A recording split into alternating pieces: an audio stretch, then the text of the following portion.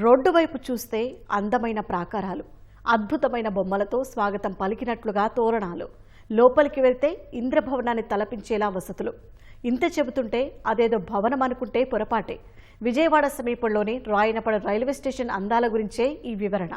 Traffic కష్టాలతో గంటల తరబడి వేచి చూడాల్సిన అవసరం లేకుండా సకాలంలో గమ్యం చేర్చేలా అద్భుతంగా దీన్ని నిర్మించారు. ఆ అందాల అమృత్ శాటిలైట్ రైల్వే స్టేషన్పై మనము ఓ లుక్కేద్దాం.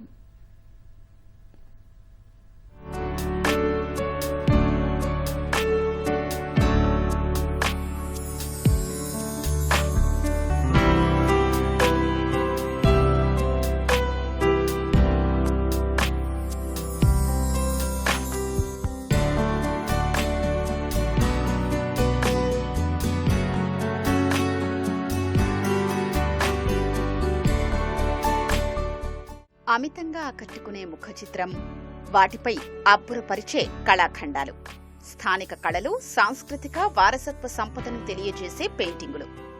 ఇది రైల్వే శాఖ సరికొత్తగా నిర్మిస్తున్న అమృత్ స్టేషన్ల విశేషాలు.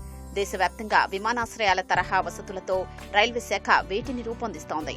శాటిలైట్ స్టేషన్లను ఇదే తరహాలో నిర్మిస్తూ ప్రయాణికుల్ని అబ్బురపరుస్తోంది. సుమారు 20 కోట్ల వ్యయంతో విజయవాడ సమీపంలోని రాయనపాడులో నిర్మించిన శాటిలైట్ రైల్వే స్టేషన్ ప్రయాణికుల్ని ఎంతగానో ఆకట్టుకుంటోంది.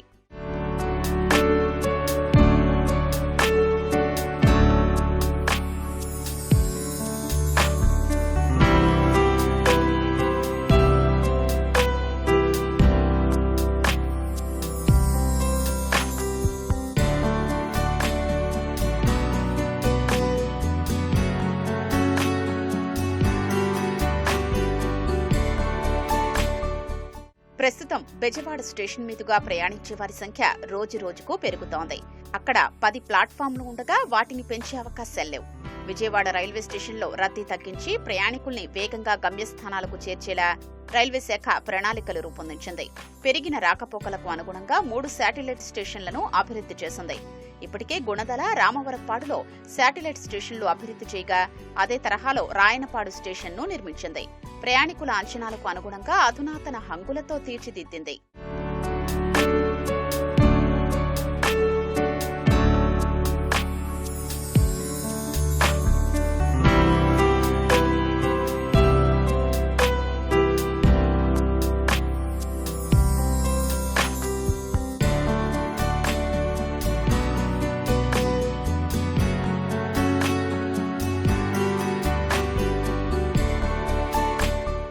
ప్రస్తుతం విజయవాడ రైల్వే స్టేషన్ మీద లోడ్ పెరిగిపోయిందండి. So we want to develop suburban stations.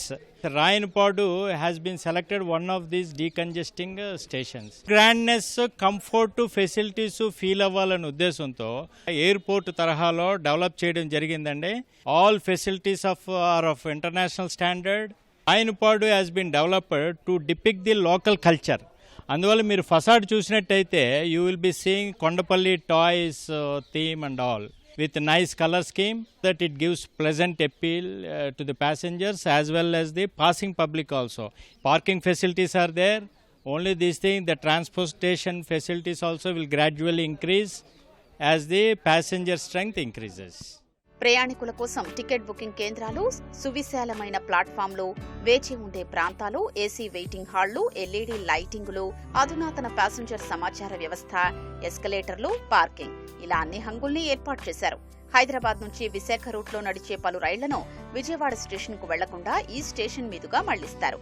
తద్వారా విజయవాడ స్టేషన్లో రద్దీ తగ్గిస్తూనే ట్రాఫిక్ కష్టాల బారిన పడకుండా చర్యలు తీసుకుంటున్నారు.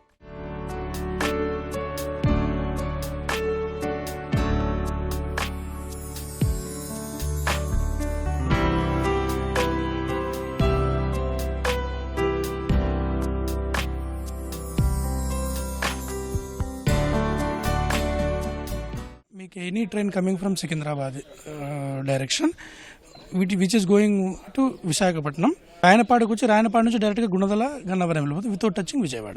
దానివల్ల అడ్వాంటేజ్ ఏమి అంటే డీకంజెషన్ ఆఫ్ విజయవాడ ఒకటి, ప్లస్ ఈ ఏరియా కూడా డెవలప్ అవుతుంది. ఫ్యూచర్లో రాయనపాడుకు కూడా ఒక రకమైన అభివృద్ధిని ఈ స్టేషన్ ఇస్తుంది.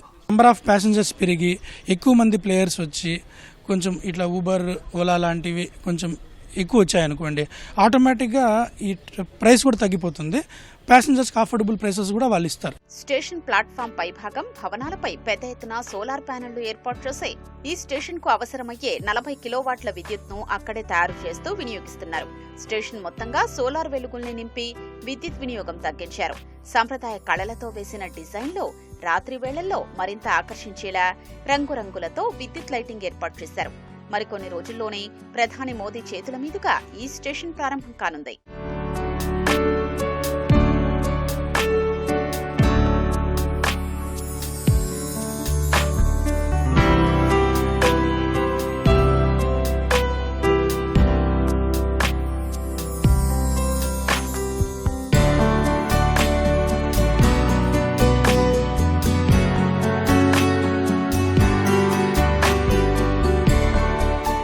విజయవాడ రైల్వే స్టేషన్పై ఒత్తిడి తగ్గించడము, అలాగే రద్దీని తగ్గించడమే లక్ష్యంగా నిర్మించినటువంటి ఈ స్టేషన్ మీదుగా భవిష్యత్తులో మరిన్ని రైళ్లను నడిపేలా అధికారులు చర్యలు తీసుకుంటున్నారు. ప్రస్తుతం 18 రైళ్లు ఈ స్టేషన్ మీదుగా మళ్లించి నడుపుతుండగా భవిష్యత్తులో మరిన్ని రైళ్లను నడిపించి తద్వారా విజయవాడ రైల్వే స్టేషన్లో రద్దీ తగ్గించడం, అదేవిధంగా ప్రయాణికులకు అనువుగా ఉండేలా ప్రత్యేకంగా చర్యలు తీసుకుంటూ ఉన్నారు.